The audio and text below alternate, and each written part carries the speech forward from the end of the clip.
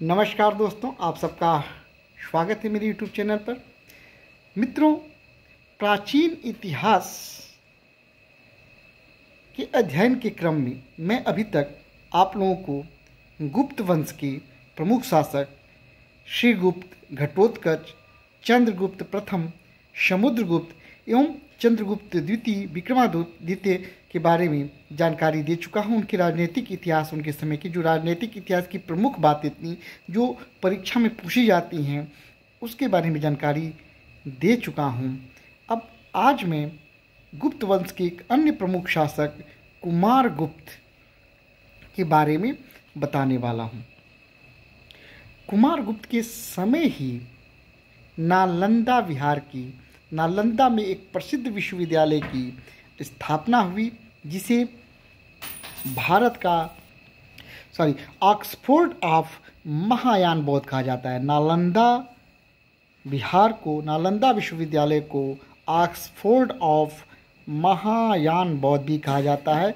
इसकी स्थापना कुमारगुप्त के शासनकाल में ही हुई। कुमारगुप्त ने 415 ईस्वी से लेकर 454 ईस्वी तक शासन किया और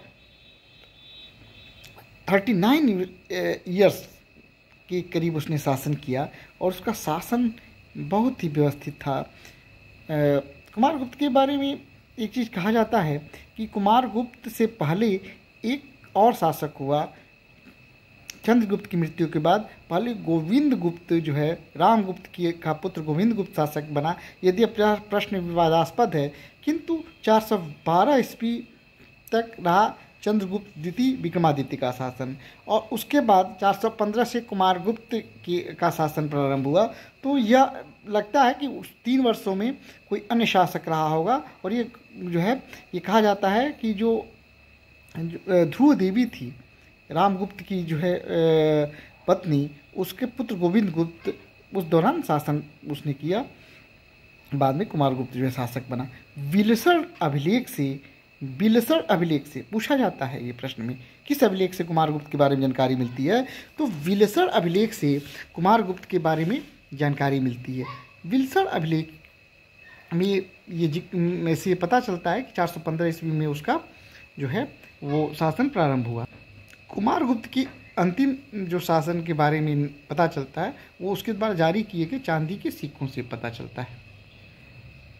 कुमारगुप्त की सुव्यवस्थित शासन व्यवस्था का पता चलता है मंदसौर अभिलेख से। मंदसौर अभिलेख एक प्रशस्ति के रूप में है, और इसकी रचना वत्स भट्ट ने किया था। वत्स भट्ट एक महान विद्वान थे।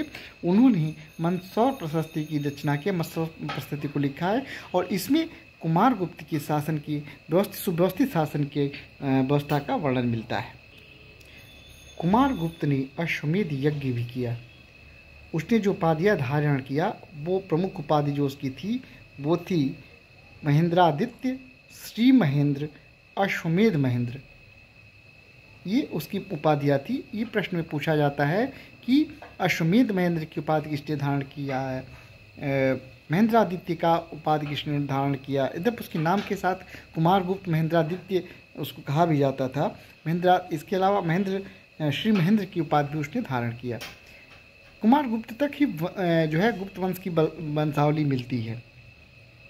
विलसण अभिलेख में कुमारगुप्त तक गुप्तों की वंशावली मिलती है। ये पूछा जाता है कि गुप्तों की वंशावली कहाँ मिलती है, तो विलसण अभिलेख में मिलती है, और यह जो वंशावली है वो केवल कुमारगुप्त तक ही है। कुमारगुप्त के बारे में भी माना जाता है कुमारगुप्त ने सर्वाधिक अभिलेख जारी किए। गुप्त शासकों में सर्वाधिक जो अभिलेख मिलते हैं वो कुमारगुप्त के ही मिलते हैं।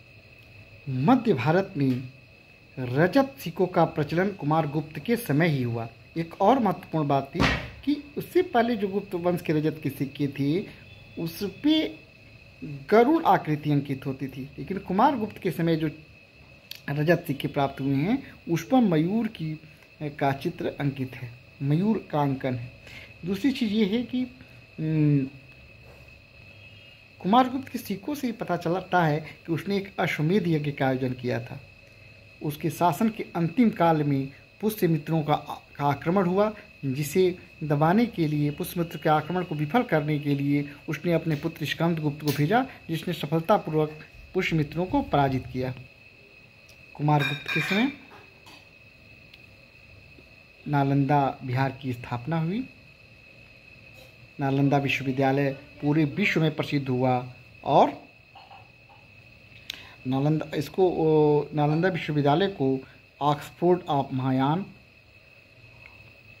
बौद्ध भी कहा जाता है। ऑक्सफोर्ड ऑफ महायान बौद्ध किसको कहा जाता है? नालंदा विश्वविद्यालय को कहा जाता है। तो इस प्रकार एक सुव्यवस्थित शासन की नींव पड़ी कुमारगुप्त के समय। 415 ईस्वी से 454 ईस्वी तक कुमारगुप्त ने शासन किया। मुझे उम्मीद है कि कुमारगुप्त की शासन व्यवस्था की जानकारी आप लोग को अच्छी लगी होगी। ये जानकारी अच्छी लगी वीडियो को लाइक करें, कमेंट्स करें और दोस्तों को भी शेयर भी करें। नमस्कार दोस्तों।